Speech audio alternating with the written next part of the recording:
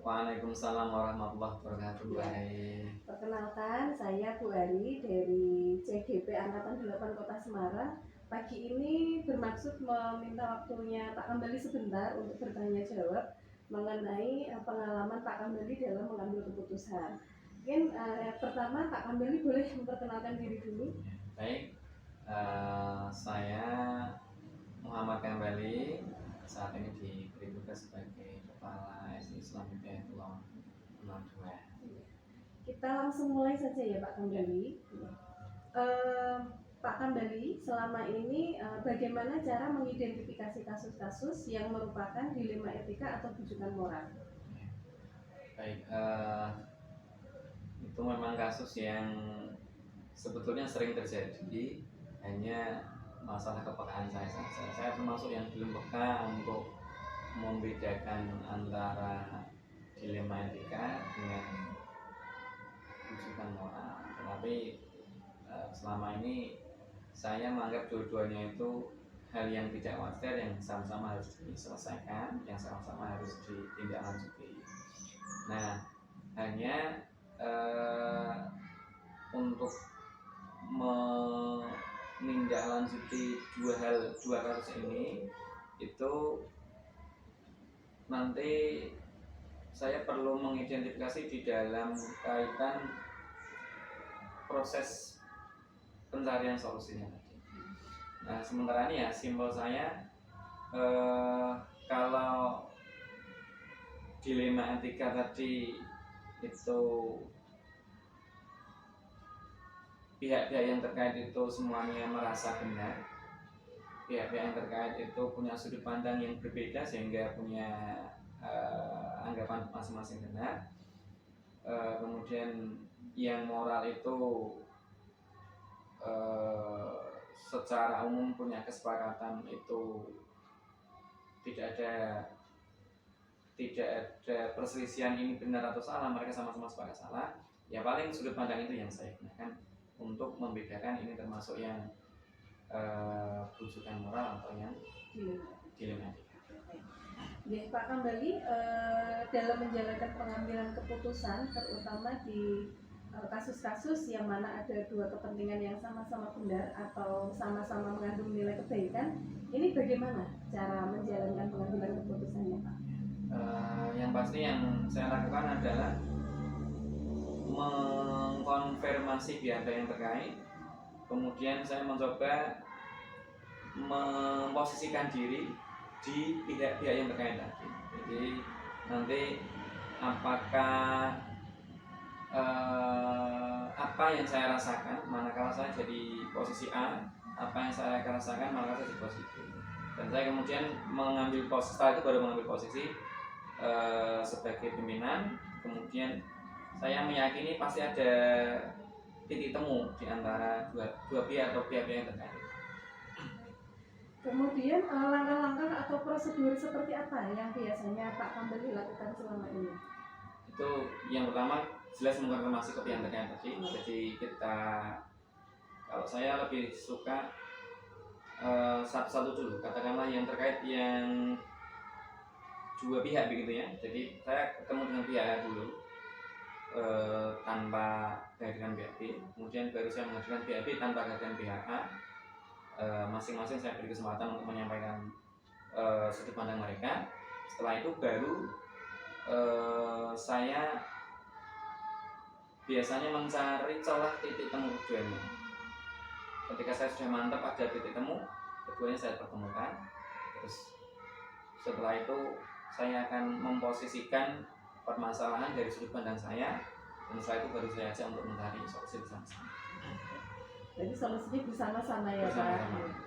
Kemudian selama ini yang menurut Pak Kambali paling efektif dalam pengambilan keputusan terkait kasus-kasus dilema etika bagaimana? Itu tadi saya kembalikan ke ini. Kalau ibarat apa namanya rujukan ini ya. Kalau dasar hukum begitu, itu dasar hukum yang paling pol. Jadi orang ini memandang sudut pandang. Biasanya yang sering saya temui itu, kenapa dua pihak ini kok berbeda pandangan padahal kejadiannya sama. itu karena mereka menggunakan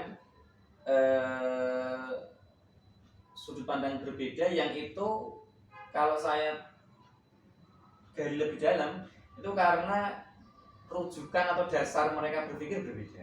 Nah, saya biasanya mengambil rujukan yang paling pol begitu, mengambil ya pada dasarnya yang paling pol gitu.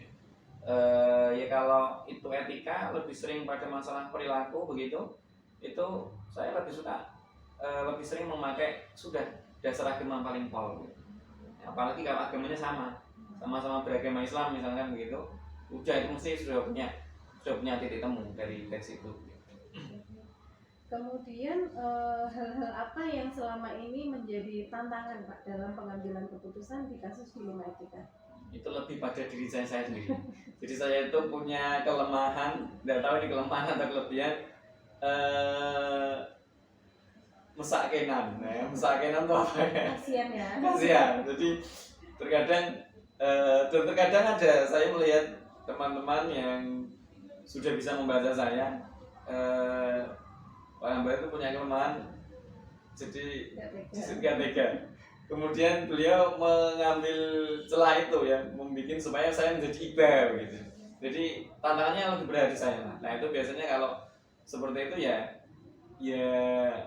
saya biasanya kalau kasusnya itu bisa saya ulur, saya tunda, saya lebih memilih menunda untuk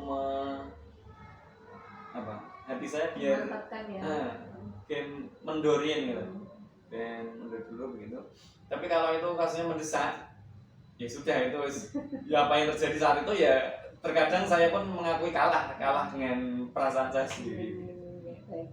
Kemudian apakah Pak Kambali memiliki jadwal tertentu untuk menyelesaikan kasus, ataukah langsung menyelesaikan di tempat, atau memiliki sebuah jadwal untuk penyelesaiannya? Kemudian bentuk atau prosedur seperti apa yang Pak Kambali jalankan? Kalau saya lebih suka tidak langsung di tempat ya. Saat begitu ada kejadian saya biasanya lebih suka menjadwalkan. Jadi yang sering saya alami ketika penyelesaian langsung di tempat itu kelemahan saya tadi itu biasanya tidak tuntas, hanya sedikit terselesaikan. Saya lebih suka dijadwalkan begitu, jadi nanti tidak harus segera terselesaikan, tetapi saya punya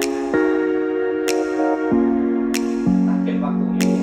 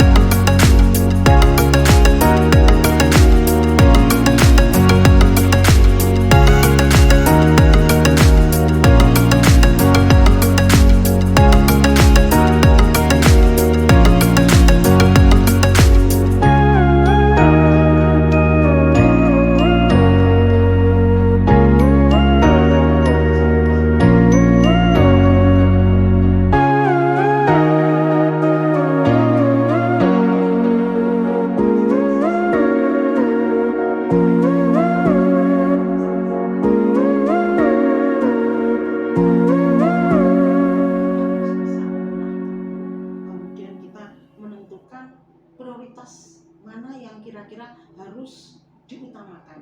Karena di sini ada dua ya Bu Ani. Jadi kita lihat dulu mana yang sangat urgent yang harus diselesaikan dulu.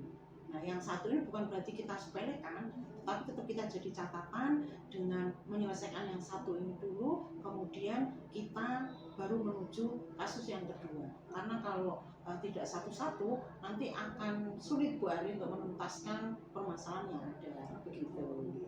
Baik. Kemudian bagaimana langkah-langkah atau prosedur seperti apa yang biasanya dilakukan Bu Iin selama ini? Ya, kalau langkah-langkahnya tentu saya harus melihat dulu kasus apa yang terjadi. Kemudian saya mencari data.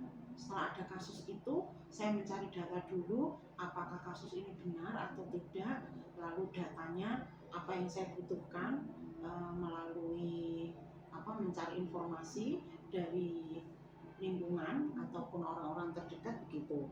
Kemudian saya akan menganalisa data tersebut, apa yang bisa saya ambil dari analisa itu, lalu saya nanti di situ mengkomunikasikan dengan tim karena di PAUD ini juga ada tim. Saya bawa data itu, saya sampaikan analisa saya.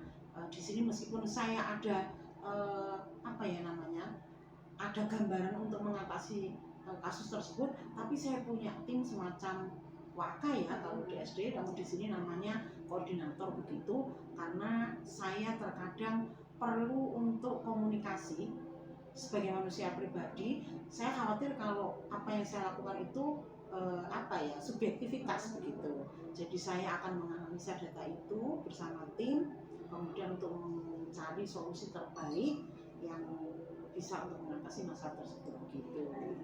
Kemudian mungkin hal-hal apa saja yang selama ini Bu Iin anggap paling efektif dalam mengambil keputusan? Ya, jadi untuk kasus tertentu, kasus yang tadi Bu Ari maksud, di situ saya biasanya coaching kelompok dulu. Jadi misalkan masalahnya dari guru atau siswa kelompok A, berarti saya adakan coaching di jenjang kelompok A. Nah, setelah itu kami mengadakan coaching individu. Bagaimana dari bicara dari hati ke hati kasus tersebut, lalu kami akan membuat semacam keputusan atau tindak lanjut dari hasil coaching itu untuk menyelesaikan masalah yang ada. Begitu Bu Ari. Kemudian apa saja Bu yang selama ini menjadi tantangan dalam pengambilan keputusan di kasus-kasus di 5 etika? Ya, pengambilan keputusan itu tantangannya begini Bu Ari.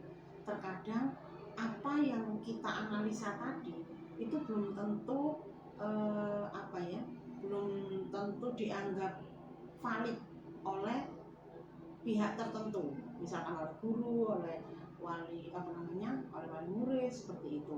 Nah, tantangannya yaitu pasti keputusan yang kita ambil itu ada sedikit banyak mengandung resiko.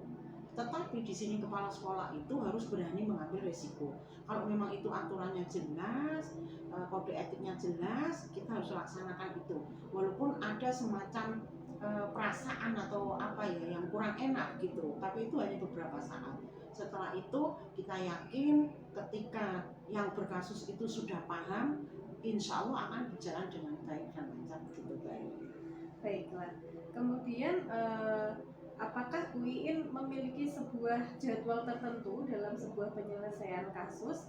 Apakah langsung menyelesaikan di tempat atau memiliki sebuah jadwal untuk menyelesaikannya? Kemudian bentuk dan prosedurnya itu seperti apa?